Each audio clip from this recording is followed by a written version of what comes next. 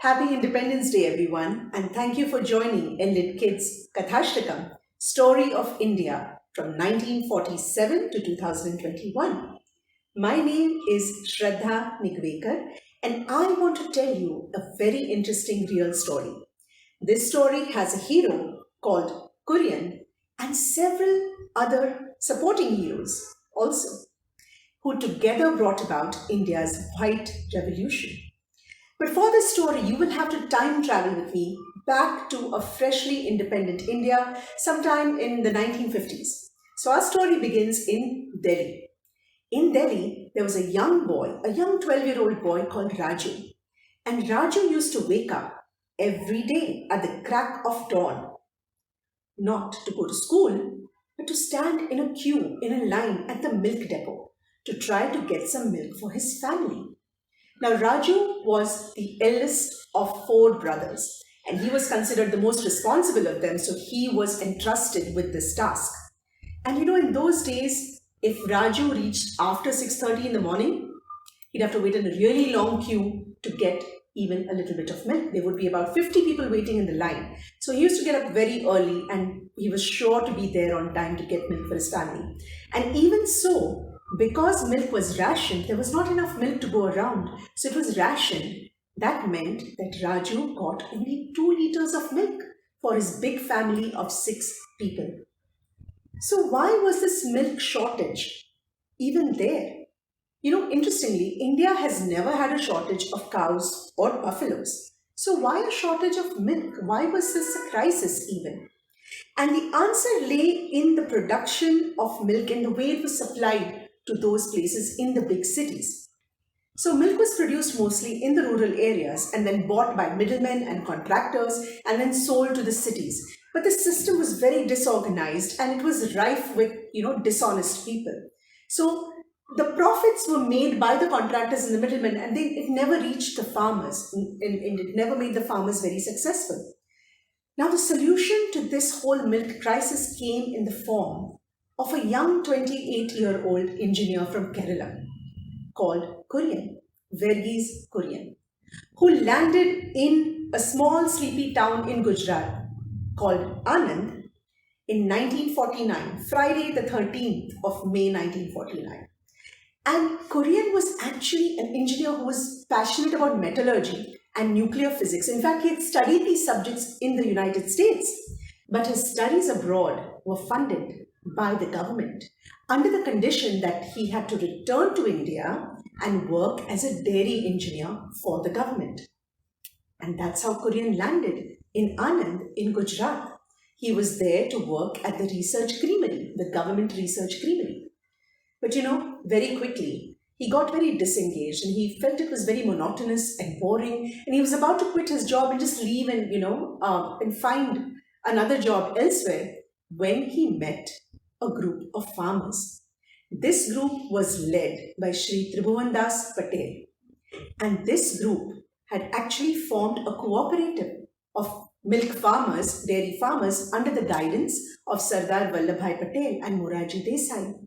And they pleaded with him, please wait, don't quit your job and leave Anand, because they were from a district called Kaira, close to Anand. And they had these machines in their dairy farms and the machines had broken down. And they needed someone desperately to fix them. So they pleaded with Kurian, can you please come and fix our machines, take a look at them. And there was a strong friendship that had sprung up between Sri Patel and Kurian.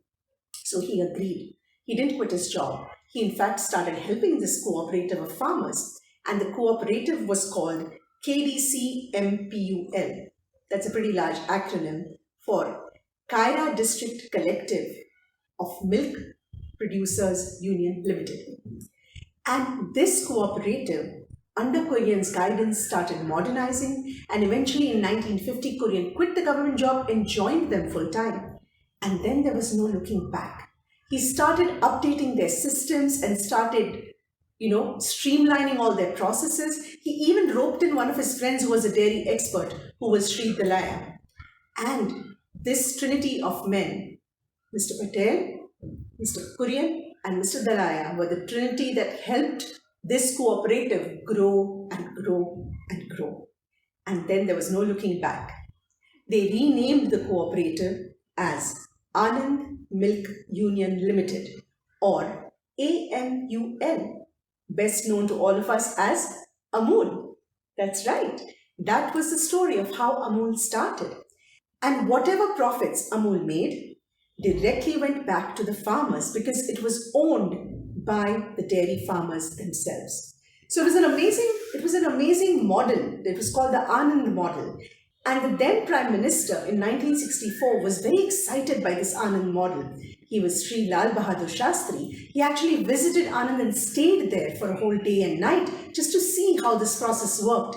And so enthused was he by this whole system that he urged Kurian to apply this Anand model and implement it throughout India.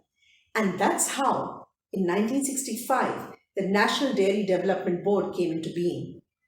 And that board, headed by Dr. Kurian and helped by millions of farmers, is what spearheaded Operation Flood, also known as India's White Revolution. So, from 1970, under this program, large dairies were set up in metropolitan cities, all of them like Mumbai, Kolkata, Chennai, and Delhi. And there were these milk shed dairy farms in the surrounding dairy producing areas that supplied milk to these big dairies in the city. And the biggest achievement of this program, Operation Flood or the White Revolution, was the establishment of what is known as the National Milk Grid, which connected more than 700 towns and cities. It was really amazing. Milk was produced in large quantities and supplied via this grid to the market, reaching from producers to the consumers directly. No middlemen, no contractors, no vendors in the middle. The White Revolution of India, aka Operation Flood, was such a success that 50 years on today, no 12-year-old boy called Raju needs to wait in a queue waiting to get a few liters of milk for his family. We all can enjoy lots of milk. And today, India stands proudly as the largest producer of milk and milk products in the entire world. Isn't that wonderful? So, I hope you enjoy your glass of milk today, thinking about that story. Happy Independence Day. Stay safe and enjoy your freedom. Bye. Namaste. My name is Gauri Bhargav and I'm here to narrate India's space story. India has come a long way ever since it got its independence in the year 1947. And this is true in the case of space technology. The Indian Space Research Organization is one of the fastest and leading space research organizations in the entire world. At least 4 developed countries seek the help of ISRO to launch their satellites into space. So, how did India achieve this milestone? You would be curious to know. For this, you have to know the India's space story. India's tryst with space can be traced to more than 50 years. In the beginning, space science was restricted to the study of Earth's atmosphere, the surrounding magnetic field, and weather predictions. But groundwork and foundation was laid in the year 1962 when Jawaharlal Nehru, along with the famous scientist and astronomer Vikram Sarabhai, established the Indian National Committee for Space Research, which later came to be known as ISRO, as we all know it. And the first rocket was launched into space the very next year. It was a huge milestone in the history of India. And the first satellite, Aryabhatta, was later launched. It was aided by the Soviets. In 1975, India teamed up with NASA USA for satellite broadcasting technology, and this gave birth to Doordarshan. This was a very important breakthrough in India's history. It was not until 1980 that the first satellite launch vehicle, was made possible by APJ Abdul Kalam and Satish Dhawan. 4 years later, India teamed up with the Soviets for the first Indo-Soviet manned space mission, and Rakesh Sharma became the first person to set foot on space. Now, you might be wondering why I've been highlighting all these missions. Well, the success in all these missions helped in establishing the roadmap for India's space journey in the future. And ISRO was able to accomplish more complicated missions, and it expanded rapidly. So in 2008, the Chandrayaan 1, the lunar space probe, was launched, and Chandrayaan 1 was able to detect the presence of water in moon. It was a very important discovery. Following Chandrayaan, India now wanted to explore the planet Mars. Mars being the closest planet to Earth in the solar system. So Mangalyaan 1 was launched in 2013. It was also called the Mars Orbiter Mission or the MOM. It took 298 days for Mangalyaan to reach the orbit of Mars. Now, one thing noteworthy about Mangalyaan was that there have been 45 missions to Mars throughout the world, out of which only 19 have been successful. We can proudly say that ISRO was the first organization to launch a space probe to Mars successfully in its first attempt. And one other interesting fact is that all the components for Mangalyaan were manufactured in India, making it completely indigenous. The Mangalyaan 1 is an ongoing space mission. It has been gathering information regarding the Martian surface, the atmospheric conditions in Mars, and it is also trying to find out the possibility of life in future. And besides, it's also trying to find out the evidence for any existence of life in the past.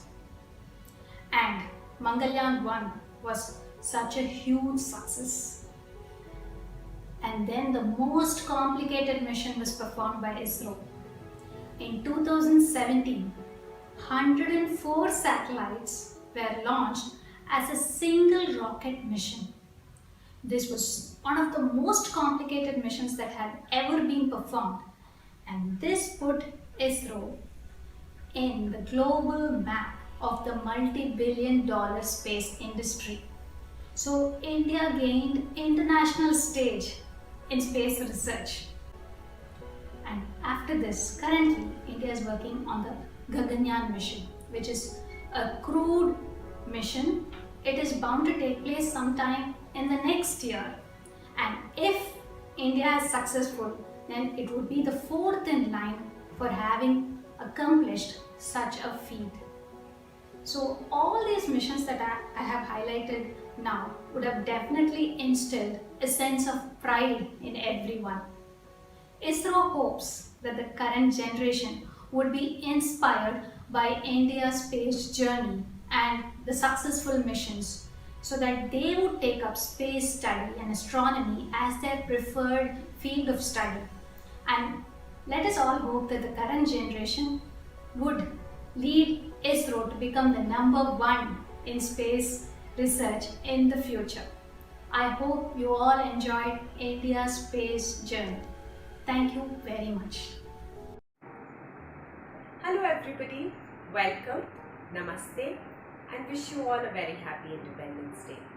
Today I'm going to be narrating a story on the innovative digital teacher of India. Come, the story didn't happen very long ago, but it's a must that all of you know about him. There was a little boy named Ranjit Desale who was born in a small village called as Paritawadi in the district of Solapur in Maharashtra in India. Ever since he was a young boy, he dreamt of making a real change in the world. He wanted to give back and make a change to the village and to the community around him. So he thought of becoming an IT engineer. But that thought didn't go down very well with him. But the passion for IT engineering didn't stop. That's when Ranjit Desale's father convinced him that he should join a teacher training program. Initially, Ranjit was very reluctant. He was not sure if teaching was the right profession. But he knew in his heart that teachers make a real change and an impactful change in their children's lives. And that's when he took up a teacher training program and got a job in the schools in his village. But his passion for IT engineering still continued. So he got a brilliant idea, and that idea was taking QR codes and putting it into the textbooks so that children could get used to the new digital technology. All that the child needed to do was take the mobile phone, scan the QR code, and that would link him to an audio file or a video or a science experiment or a story. He did this as a pilot project in the textbooks of the state board schools in grade 1. He adopted 310 schools in and around Solapur district, and the project was a huge success. Children were coming for exams, they were completing their assignments. Grade 1 children, skills like numeracy, literacy, writing skills were far better than the previous years. That's when he went to the government of Maharashtra and said that I have a very innovative idea to get children back to school. And the government of Maharashtra implemented the same idea in all their state-owned textbooks from grade 1 to grade 6. And the idea was again a huge success. And later, the following year, the government of Maharashtra implemented it from grade 1 to grade 12 in all the state-owned textbooks. But that's not it, my dear friends. The same innovative idea was adopted in many NCERT textbooks in India. That's not it, my dear friends. Ranjit Desale soon became the Researcher of the Year and was given an award on the same in the year 2016. That's not it, my dear friends. His idea was so innovative, so effective, impactful that it benefited many children in the remote areas. And in the year 2020, when the world was under the pandemic, he was awarded the Global Educator or the Teacher's Prize, which is equivalent to Nobel Prize. And he got that award, and in that award he became the first Indian educator to ever receive this kind of an honor. That, my dear friends, it's not the story that ended here. He not only won $1 million, but he gave away half of his prize money to benefit for education. He gave away half of his prize money to all the 9 finalists that were there in the competition. And those 9 finalists received $55,000 so that they could go back to their respective countries and help out children in the remotest of areas. So, my dear friends, the whole idea of giving you such an inspiring story of Ranjit Desale is that he has inspired us today that a child from the remotest village could come and benefit the society. Today, he is on the advisory board of education by the World Bank. Such a great honor for any Indian. My dear friends and children, I'm sure you too have a dream. On this Independence Day, make a promise to yourself that you're going to make your parents proud and you're going to make your country proud. Happy Independence Day from me to all of you. Happy Independence Day and warm welcome to Kathashtakam, the story of India from 1947 to 2001. I am Sayali Kharpate and I am going to narrate the story of the Golden Girl of India, one of the most iconic athletic, P.T. Usha. P.T. Usha was born on June 27, 1964 in a small town named Payoni in Calicut, Kerala. At a young age of 12, she won the inter-school athletic competition and was observed by the coach O.M. Napier. The state of Kerala gave her a scholarship and she was coached and trained by O.M. Nabiya sir at the National Schools of Aid. And as they said, from here the golden history of P.T. Usha began. Due to her incredible drive in athletic and sport, she gained the nickname the Golden Girl of India, the Pioneer Express, and the Queen of Indian Tracks and Field.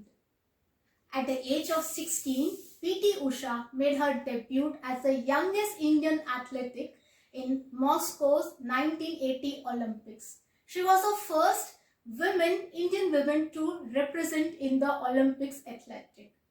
But she was eliminated in the 100 meters race and stood 5th position. P.T. Usha won silver medal and 100 meters and 200 meters races during 1982 Asian Games held in New Delhi. During the following year, she won a gold medal in Kuwait and she's in a 400 meters race. This competition was an Asian Track and Field Championship. P.T. Usha's most remembered performances happened during 1984 Los Angeles Olympic Games and Trial. But a heartfelt disappointment when she stood 4th and missed her chance for the bronze just due to 1 microsecond, and couldn't get the bronze for the nation. After a year of hard work and determination, in year 1985 in Jakarta Asian Athletics Meet, she won 5 gold medals and 1 silver medal in the competition. And the journey of her spectacular track record started. P.T. Usha bagged 4 gold medals and 1 bronze medal in the 1986 Asian Olympics. P.T. Usha currently holds a world record of maximum gold medals won by the female athletics in the single track meet. She has won the millions of hearts of the people in the Indian sport athletics. To honor her mesmerizing contribution in Indian athletics, she was facilitated with Arjuna Award and Padma Shri Award in 1984. P.T. Usha won an Asian Golden Shoe, Adidas Golden Shoe Award in athletics in the year 1986 in Seoul Olympic. She has also been awarded as the greatest women athlete in 1985 and more than 101 international medals won by P.T. Usha. Her glorious contribution to the Indian athletics is spellbound. Over a period of 2 decades, with these spectacular performances, P.T. Usha decided to retire from the field. But she still continues to mentor and guide the young athletics of India. Currently, she coaches the Indian girls at her P.T. Usha Training Academy in Kerala. Let me tell you one more interesting fact of this training institute's friend. This institute facilitates and guides the Indian girls from the rural area for the free, and it has been run through a charity. May I now request you all, my dear friends, to bow and salute this iconic athletic P.T. Usha. Wish you all a happy Independence Day. Stay safe at home. Thank you.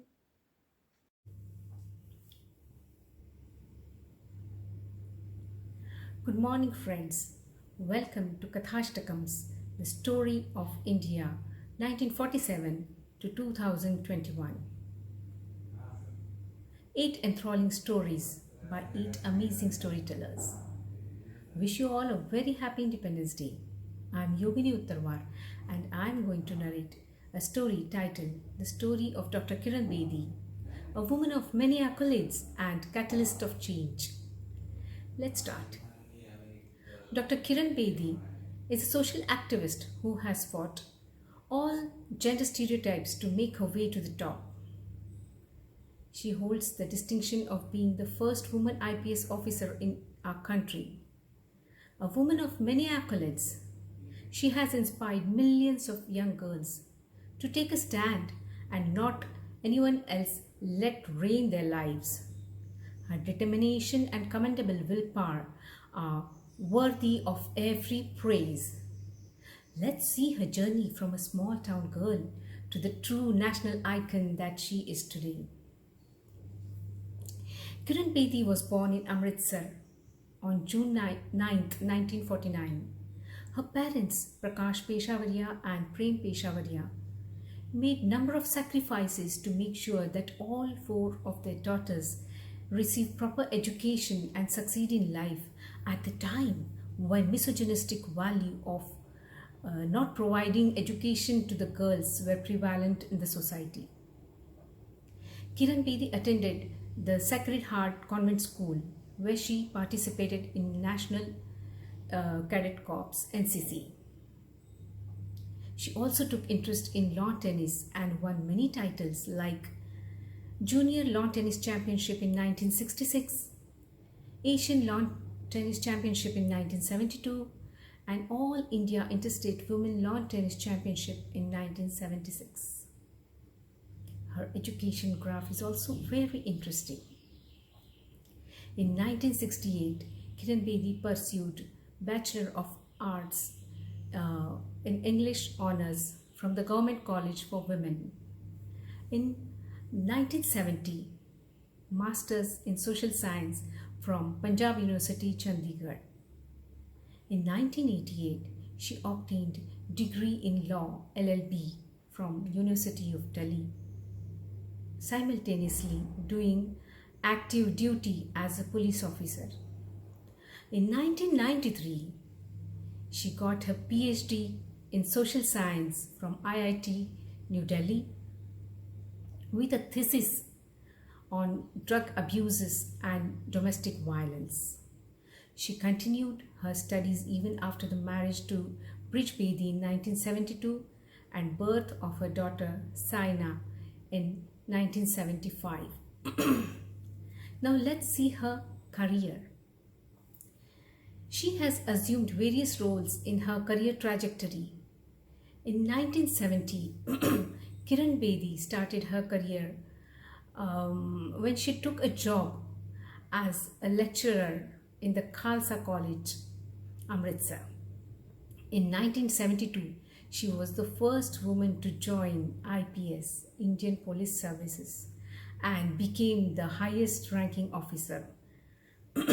All through her tenure, she faced rigorous and challenging assignments, and she worked extremely hard to put into her wholehearted effort into it. Her profile range includes Traffic Commissioner of New Delhi, then Deputy Inspector General of Police in insurgency-prone Mizoram, Advisor to the Lieutenant Governor Chandigarh, Director General of Narcotics Control Bureau. In 1994, in the capacity of Inspector General of Prisons, Kiran Bedi brought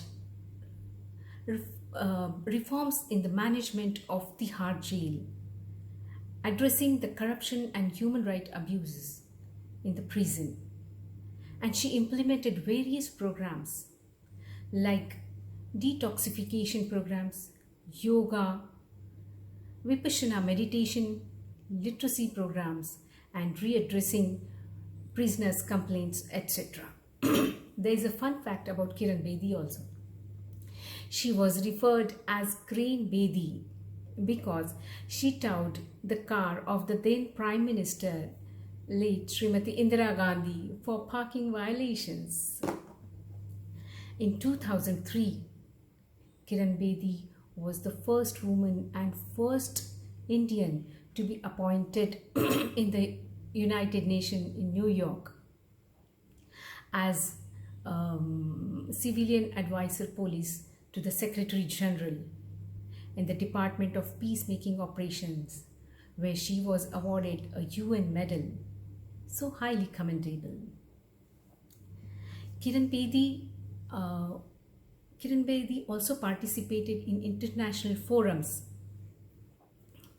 for police reforms, prisoner reforms, drug abuses, and many women issues. Kiran Bedi retired in 2007 to take other social challenges. She also did social services. She is the founder of two NGOs, non-government organizations, Navjyoti and India Vision Foundation. Navjyoti was established in 1988 with the aim to provide rehabilitation to the drug addicts. And India Vision Foundation was set in 1994 to bring about police reforms, prison reforms, women empowerment and community development. Kiran Bedi was the key member in the India Against Corruption IAC along with Anna Hazare and Arvind Kejriwal.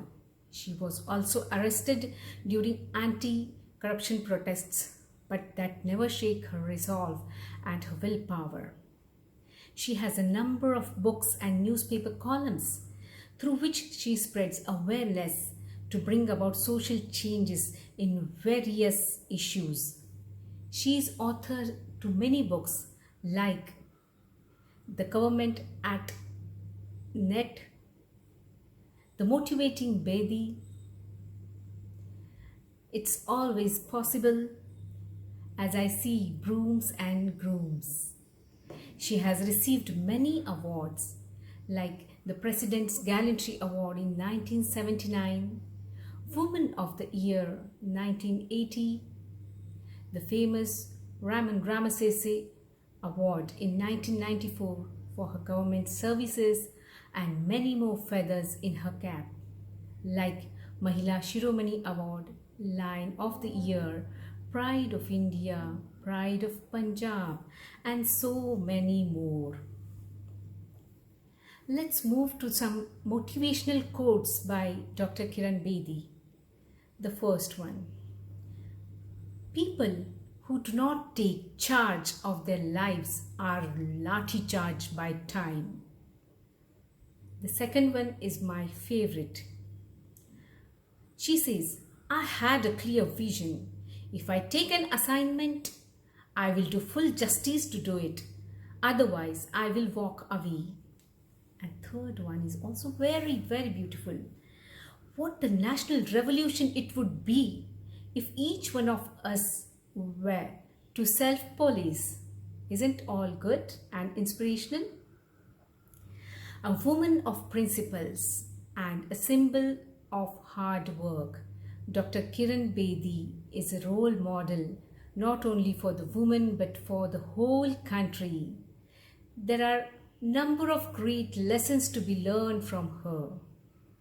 She is truly dynamic, inspirational personality and a catalyst of change. India is proud of this daughter. Thank you. Jai Hind. Thank you. I hope you like this story. Thank you. See you soon. Wish you again a very happy Independence Day. Jai Hind.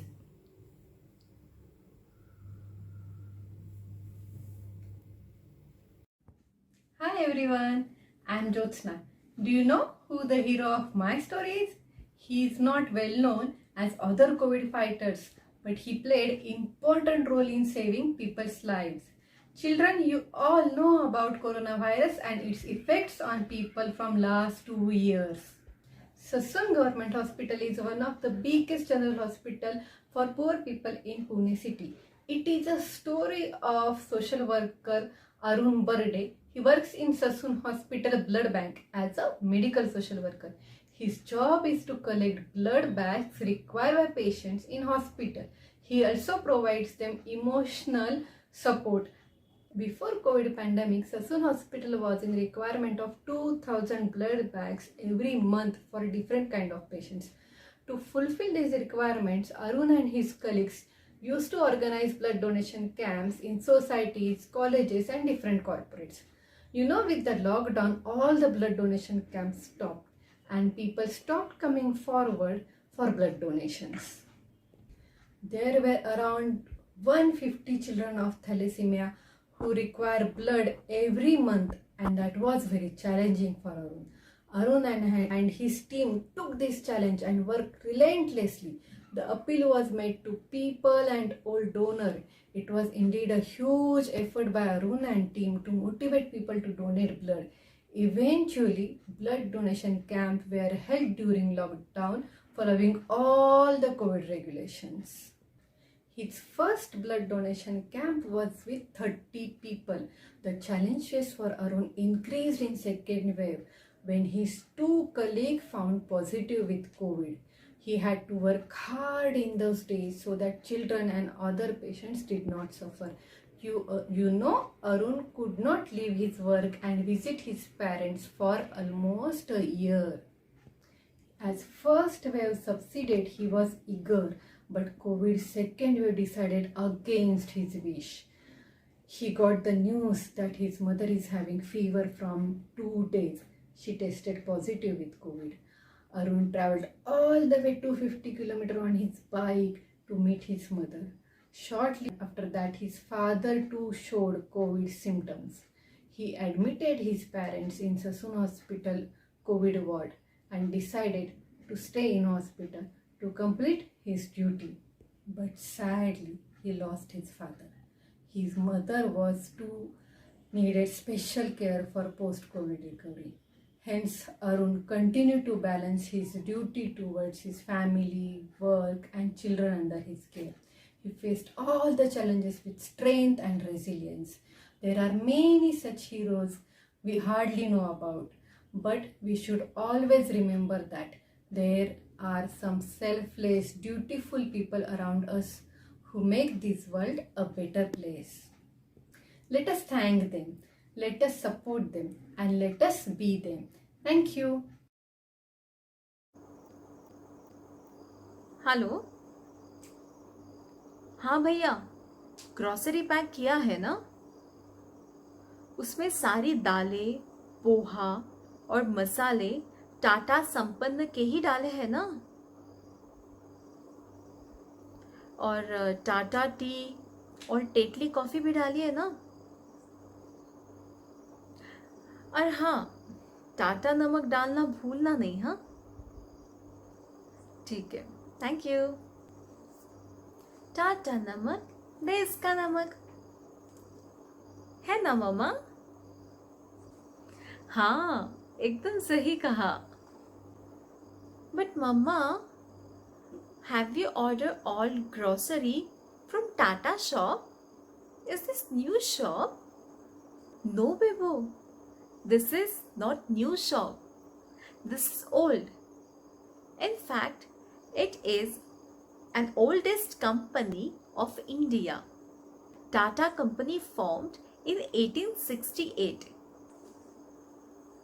It means before our independence, Mama. We got independence in 1947, right? It means, is this the same company for Mahatma Gandhi ji did a salt march? No, Bebo. This is not same company. But thought behind the salt march and launching Tata Salt Company is the same. Do you remember that whole story for what Mahatma Gandhi ji did a salt march? No. Okay, I will tell you. In 1835, when India was under British rule, they imposed a tax over salt and they put many laws over salt. So it raised a price of Indian salt, and it became very difficult for Indians, especially for poor people, to buy salt they needed.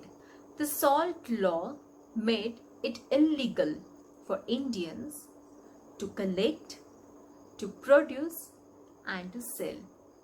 If anyone produced the salt or sell the salt in India, British could be imprisoned them for 6 months.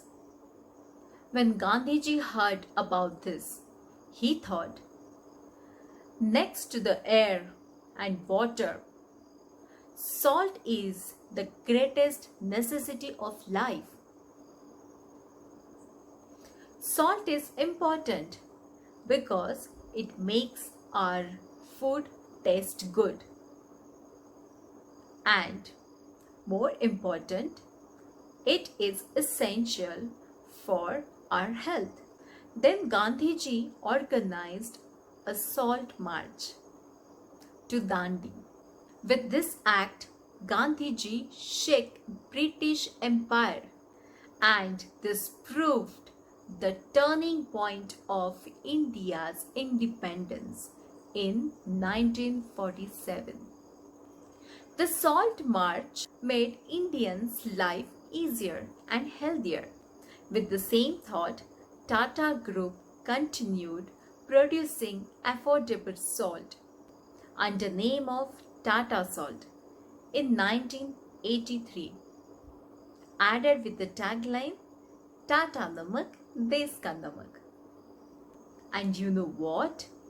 Today, an Indian company owns a British salt in UK, and it is none other than Tata Groups. Jamshedji Tata started a small trading company in Mumbai, and now it's established all over the world. Jamshedji Tata was always concerned about Indian economy, and he played a very important role in development of our country. When British were ruling in India, he started establishing his business, and now Tata is a brand of trust. Bibo, do you remember Taj Hotel in Mumbai? It is owned by Tata Groups. There is a story behind it. In 1896, Jamshedji Tata was not allowed in a luxurious hotel, Watson, because Indians were not allowed inside. He felt bad because it was an insult of each Indian. After this incident, he decided to build a luxurious hotel in India where Indians will be allowed. In 1903, he built a beautiful and luxurious hotel and named Taj Palace Hotel.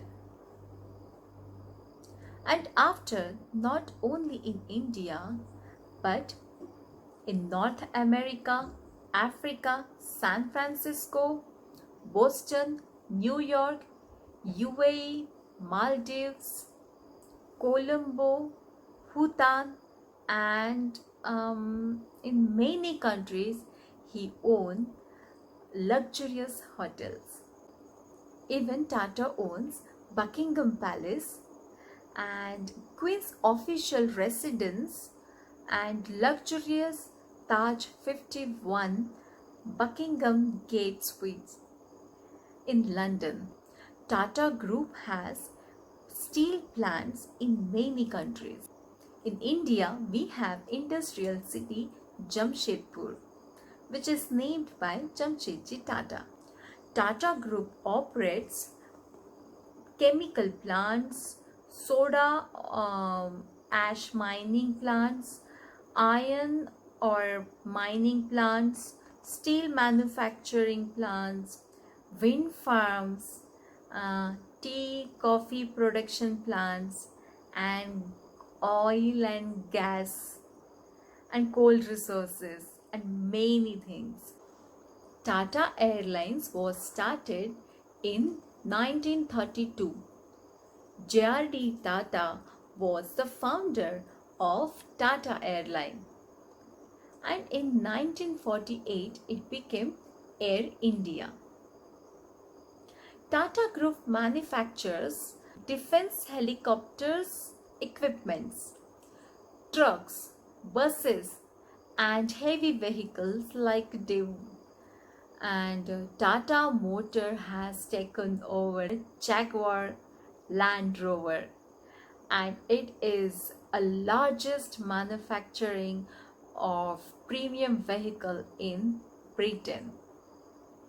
Tata Land Cruiser is leading in commercial segment in GCC. Tata owns leading IT company TCS in India and in many countries. Tata Group owns mobile network too. Tata Industry believes strongly in social responsibilities of industrial enterprises. They took care that while working with surrounding area should be healthy, prosperous and peaceful. Tata is the first company who started employee provident fund and is the first company who started 8 hours working trend for employees. Tata Group played a very important role of India's educational development.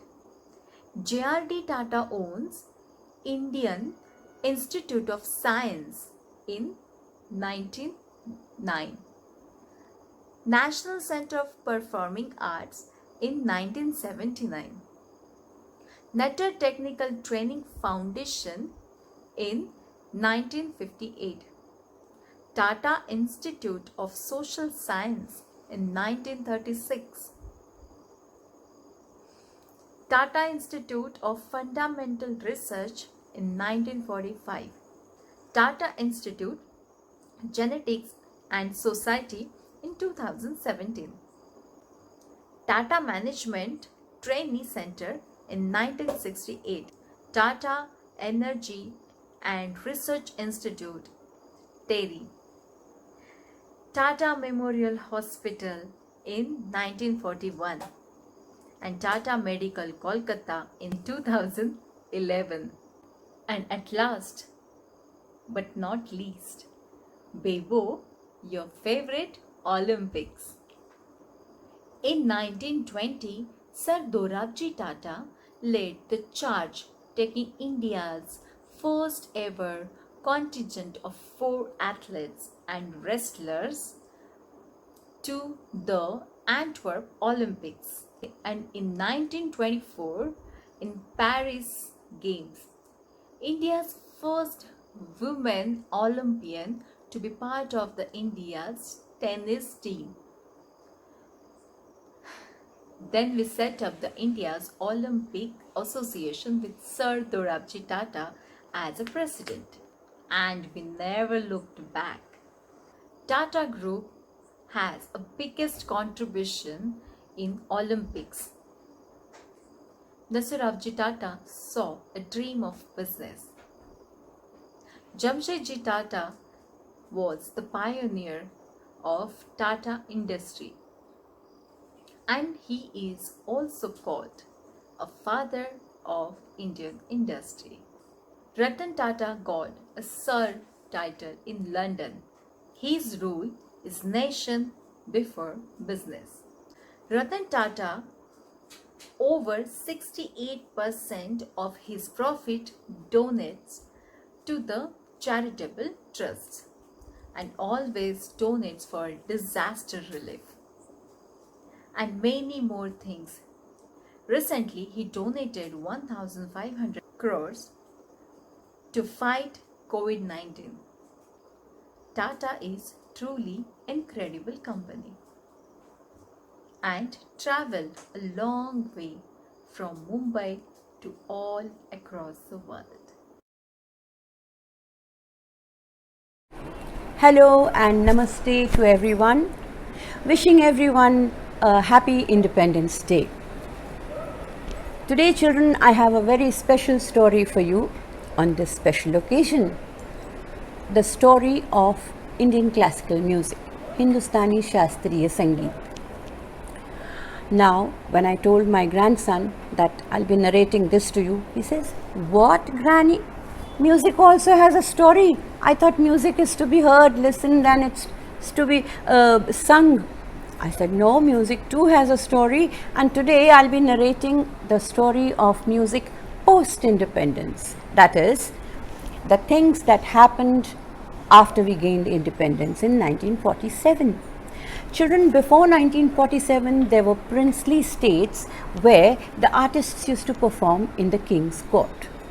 So here they often used to perform the entire night, and the concerts used to go on as much as the emperor or the listeners wanted to listen. But one little drawback, the audiences were quite limited. Only the ones who could accommodate in the darbar used to listen to it. As compared to post-independence, after we gained independence, we had a lot of avenues that opened up. Akashvani, Doordarshan. So with these avenues, a larger number of people could listen to them. But there was a condition that they had to perform in that limited slot.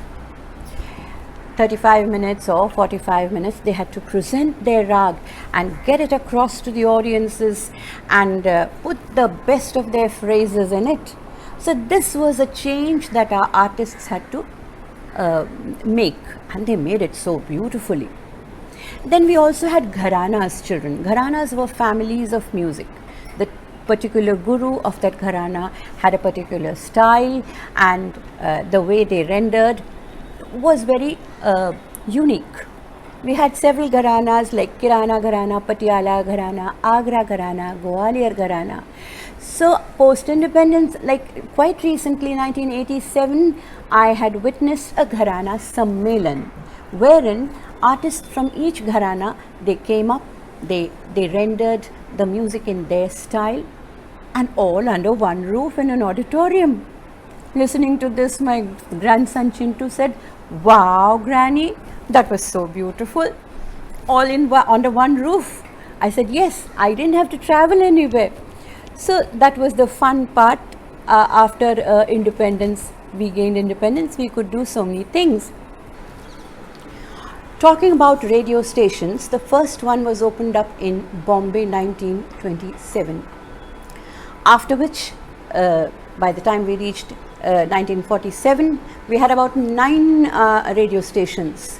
Kolkata, Delhi, Lucknow, Mumbai, Dhaka, and so many more. Then performances started taking place, and then a larger number of people could listen to our artists. Then in 1965, Doordarshan came up. But really, the classical performances started happening in the real sense in 1990s. So now people were so happy. They could even see the artist. Chintu said, "Wow, so we could hear, see both." I said, "Yes, both. We could do both." That was a nice thing. So gradually, children, what happened? Performances and these things, they grew and grew. And slowly, industries also started coming in, like Indian Tobacco Company. Indian Tobacco Company not only promoted performances, but they also promoted the teaching process, because teaching was so important. Immediately Chintu came up. "Yes, Granny, if you don't teach us, we will never learn and we will never pass it on to the next generation." I said, exactly, that's my point. And the best of students are selected and put under the gurus, under great gurus, performers, to learn the art of classical music, which is such a beautiful thing. Now, who is not attracted to film music? Immediately Chintu came up. I love the Bollywood music. I said, exactly. Even our classical artists were not unattracted to it. They also felt like singing. They ventured into movie songs. Those days we had Gana Saraswati Kishori Amonkarji, who sang for Geet Gaya Patharoni. Then we had Pandit Bhimsen Joshi ji, who sang for the movie Basant Bahar. So these artists did so beautifully. Even that class of people who were not interested in classical music felt, oh, so this classical music was really introduced to that section of people who weren't too attracted to it. But the moment Panditji sang, of course, you know the magic, what it is. Chintu says, I want to listen to that. I said, okay, I'll sing just a little bit for you. केतकी गुलाब जूही चंपक बन फूले, केतकी गुलाब जूही चंपक बन फूले. Today is the world of internet, you will all agree, isn't it? So at the snap of your fingers, you can type a few things and listen to your favorite artist on anywhere, YouTube for instance. So that was a hop, skip and jump journey of music, rather the story of music.